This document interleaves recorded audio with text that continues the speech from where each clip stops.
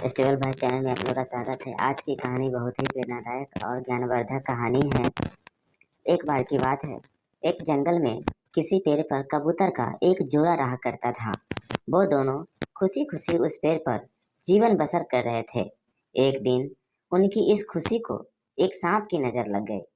जिस पेड़ पर कबूतर का घोंसला था, उसी पेड़ के नीचे बने बिल में सांप रहने लगा था।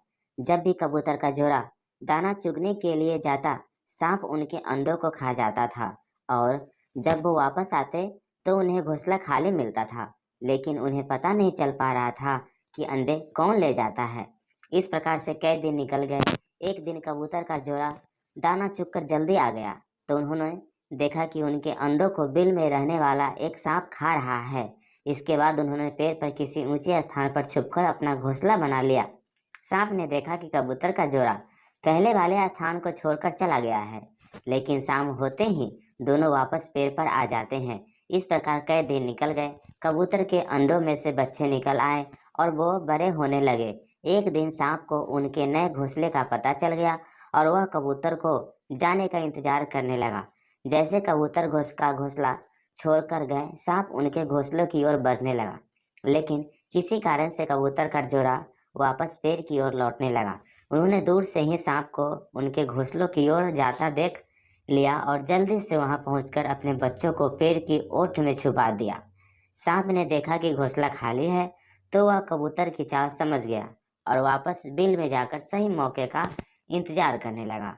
इसी बीच कबूतर ने सांप से पीछा छुड़ाने के लिए एक योजना बनाई। कबूतर उड़कर जंगल के बाहर बने एक राज्य में चला गया और वहाँ एक सुंदर महल था। महल में राजकुमारी अपनी सहेलियों के साथ खेल रही थी। कबूतर उसके गले में से मोतियों का हार लेकर उड़ गया। सभी ने शोर मचाया तो पहरेदार हार लाने के लिए कबूतर का पीछा करने लगे। कबूतर ने जंगल में पहुंचकर हार को सांप के बिल में डाल दिया, जिसे पीछे कर रहे सैनिकों ने देख लिया।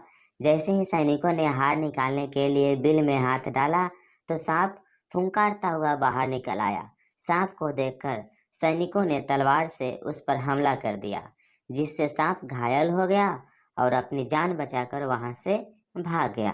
सांप के जाने के बाद कबूतर अपने परिवार के साथ खुशी खुशी रहने लगा। इस कहानी से यह सीख मिलती है कि कभी भी निर्बल का फायदा नहीं उठाना चाहिए और साथ ही मुसीबत में समझदारी से काम लेना चाहिए।